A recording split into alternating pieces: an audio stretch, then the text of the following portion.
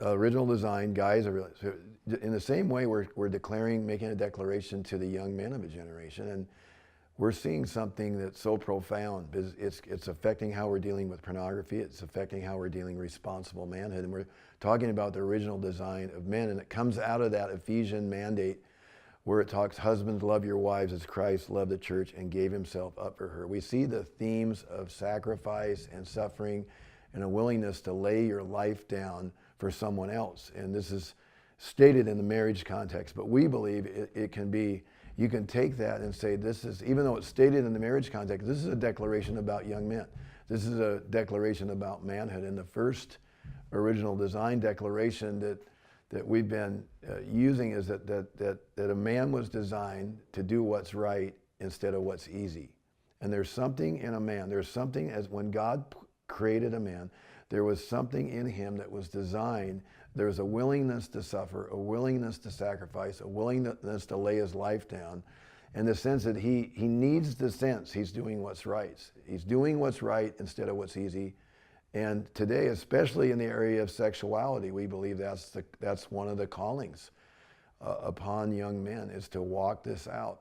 Second thing we say to them is that you were designed by God to look in a mirror and see someone you respect, that your fuel is honor. And if you're not receiving that honor, you are literally dying one day at a time on an installment basis. There begins to be this almost a self-loathing, like I'm living, but I'm not living how I should. I know I'm not living, and men are designed to sacrifice. See, when you live for comfort, when you live for yourself, when you're pursuing your appetites, there's no restriction on on your appetites. There's no limitation on your, especially in the area of sexuality, you become this user.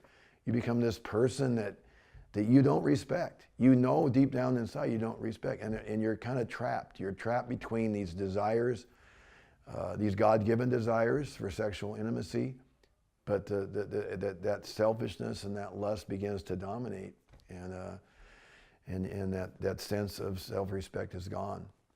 You know, the third thing we talk about is being a protector, and this is the thing that most recently has been stirring so strongly, is that we're calling a generation of men, you know, to say no to pornography and fight kind of the evil of pornography, and we're seeing that we maybe there's a new way to call men to sexual purity, is we don't call them to fight pornography, but we call them to love people. That once a young man understands that part of his calling is to create an atmosphere of safety for those he loves, and who would that be? Their mothers, wives, daughters, sisters. This extension that men are called to be atmosphere creators and protectors, and instead of fighting pornography, we're calling them to love a person. And by the way, in that process, they will resist that evil.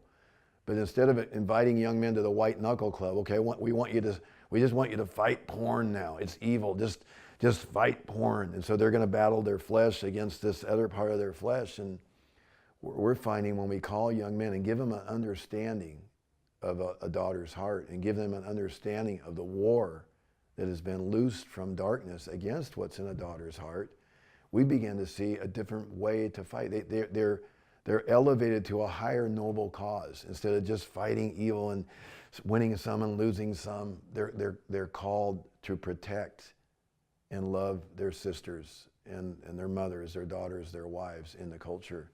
And then we began to really believe that it's not just every man's battle that we're called to, but really we're called by God's grace to walk in every man's victory.